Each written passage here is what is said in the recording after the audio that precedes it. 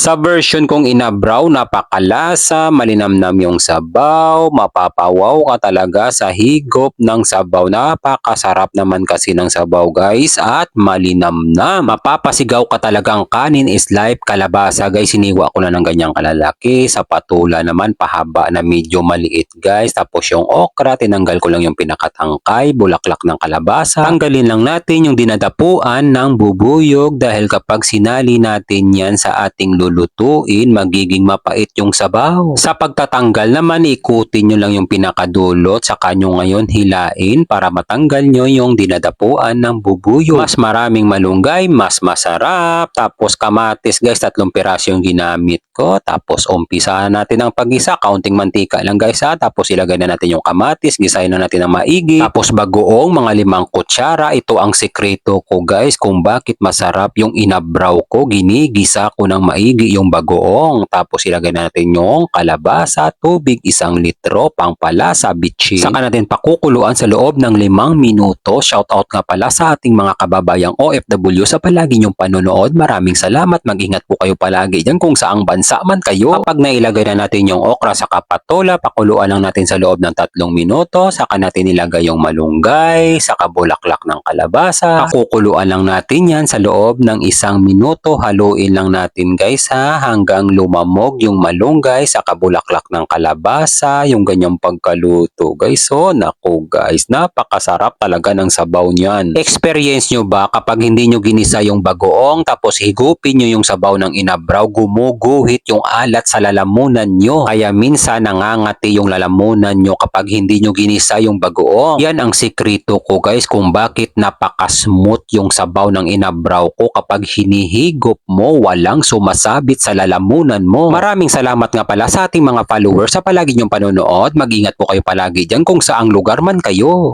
God, maraming salamat po sa biyaya na binibigay mo sa araw-araw. I-bless niyo po yung food na magiging silbing lakas sa katawan namin. Amen. Kain tayo guys. Kain Pinas. Inabraw. Sabaw muna tayo. Grabe. Napakalinamnam. Yan. Tapos kunting sabaw.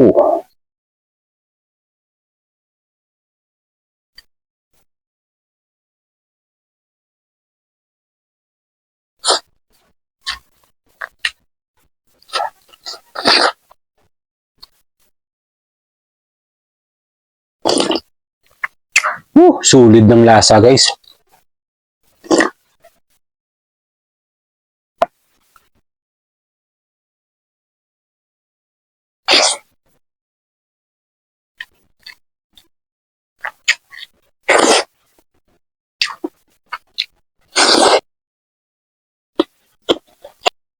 Sarap ng lasa.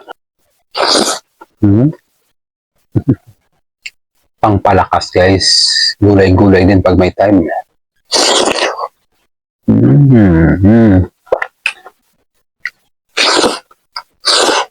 Yung ganitong luto guys, napakasimple lang pero masarap.